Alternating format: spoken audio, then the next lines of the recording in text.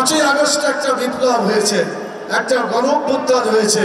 সেখানে স্লোগান ছিল we want justice, আমরা জাস্টিস চাই। এই জাস্টিস প্রতিষ্ঠা হবে না ইসলাম যদি প্রতিষ্ঠা না হয়। জাস্টিস হবে? মোটেই জাস্টিস হবে না। আল্লাহ তাআলা কোরআন মাজিদে বলেছেন ইন্নাল্লাহা ইয়ামুরু বিল আদলি ওয়াল ইহসান, নিশ্চয়ই আল্লাহ তাআলা হুকুম দিচ্ছেন যে তোমরা জাস্টিস প্রতিষ্ঠা করো, সুবিচার প্রতিষ্ঠা করো এবং মানুষের কল্যাণ সাধন করো। আমি আপনাদের জানতে চাই 5ই আগস্টের যে গণঅভ্যুত্থান এটাকে সফল করার জন্য এখন প্রয়োজন হলে আমরা রক্ত দিয়ে হলেও, আমাদের জীবন দিয়ে হলেও মানুষের তৈরি আইন আমরা চলতে দিতে চাই না। আমরা আল্লাহর দেওয়া যে বিধান, সেই বিধানকে বাংলাদেশে চালু করতে চাই। 54 বছরের ইতিহাস বাংলাদেশে, 71 থেকে 25, এই 54 বছর পর্যন্ত আমরা দেখেছি মানব রচিত আইনের, মানব রচিত মতবাদের দৌরাত্ম্য দেখেছি। এতে মানুষ আরাম পায় নাই, সুখ পায় নাই, শান্তি পায় নাই।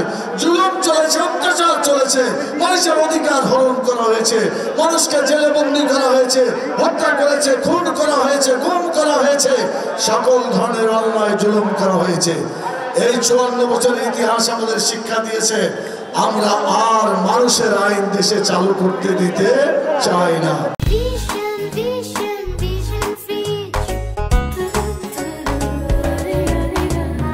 আপনারা কি চান মানুষের আইন দিতে চান?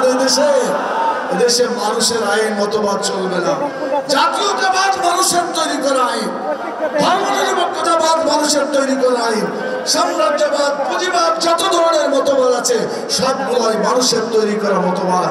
মানুষের তৈরি আইন যতদিন ছিল এবং থাকবে ততদিন দেশে অত্যাচার, জুলুম, নির্যাতন যাবে না, মানুষের অধিকার প্রতিষ্ঠা হবে না, শ্রমিকের সম্মান এবং অধিকার প্রতিষ্ঠা হবে না।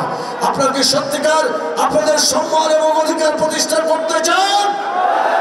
যদি চান, আগামী যে সংসদ নির্বাচন আসছে সেই সংসদ নির্বাচনে ইসলাম প্রতিষ্ঠার জন্য ইসলামী আদর্শের লোকদেরকে জাতীয় সংসদে পাঠাতে হবে। কথা ঠিক কিনা বলেন? আমি আপনাদের উদাত্ত আহ্বান জানাবো, আমরা সব দেখেছি, সব মতবাদ দেখা শেষ, এবার ইসলামের বাংলাদেশ। সব দল দেখা শেষ, ইসলামের বাংলাদেশ। এটাই করতে হবে আগামী দিনে। এগুলো খাটতে আপনারা প্রস্তুত আছেন? নির্বাচনে খাটতে প্রস্তুত আছেন? হাত তুলে দেখান। ইনশাআল্লাহ আমরা ইসলামকে বিজয়ী করার জন্য চেষ্টা করব ইনশাআল্লাহ। আল্লাহ তাআলা তৌফিক দেন।